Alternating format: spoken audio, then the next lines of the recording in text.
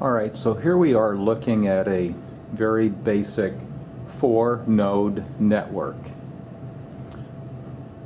You can see the 4 computers, 4 workstations, all connected to a device. And in this situation,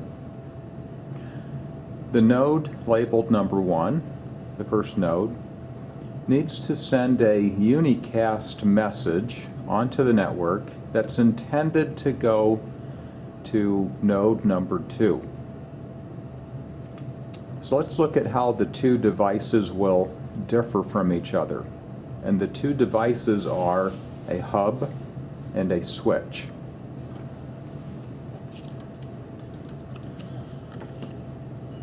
So we'll place the hub up there first, and let's see what happens with the hub. When number 1 sends its transmission, when it sends its frame onto the wire, we can just talk about a single frame, even though most data that travels onto the network is a series of frames that constitute the one message. There could be 10 frames, there could be 1,000 frames, there could be thousands of frames. All right, so let's just talk about one frame that has to leave from number 1 and get to number 2. With the hub, the frame would leave number 1 and hit the hub. And where would it go? It would go to all 3 of the other nodes.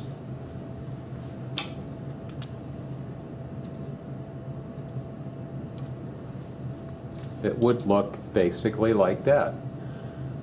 In comes the frame, and the hub repeats the frame. The frame gets to node number 2, but it also gets to node 3 and 4. When nodes 3 and 4 read the frame and see their MAC address, or really they don't see their MAC address in the destination field of the frame, they just discard the frame. But node number 2 will see its MAC address and process the frame, which means it passes it up the layers of the OSI model. All right, so in that way, the hub turns the half, right, the 50% of traffic that we previously said all traffic on an Ethernet network can be categorized as either broadcast or unicast.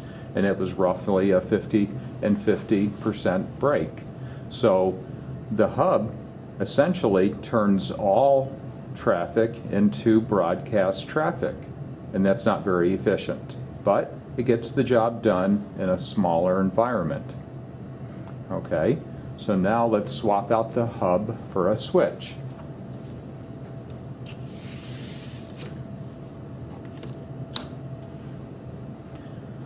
And look at how things will change with the switch in place. The switch, when it's powered up and all the nodes come online, the switch will keep track of what's connected to each port. So using simple numbers, we'll say the switch sees computer 1 on port 1 and computer 2 on port 2. And computer 3 on port 3 and computer 4 on port 4, and keeps track of that stuff because they each have a unique MAC address that the switch can track. All right, going through the same scenario of number 1, transmitting a packet on the network. What happens to it?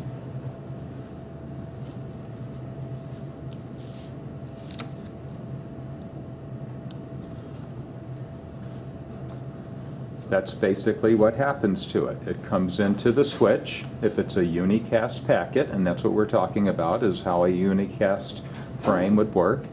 The unicast packet hits the switch reads the MAC address, source and destination, and the frame header, and decides to switch the frame back out port number 2 to computer number 2. Computer number 3 and 4 never see the frame because it's not addressed to them. So in that way, the switch directs the traffic where it has to go. That makes for much better use of the bandwidth, right? Much better use of the technology. Because at the same time that 1 and 2 is communicating, 3 and 4 could be communicating separately. So you're using the bandwidth better.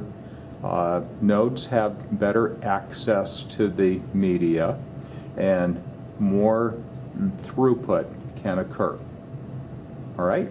I hope that that gives you a basic understanding of how unicast traffic is handled by both a hub and a switch.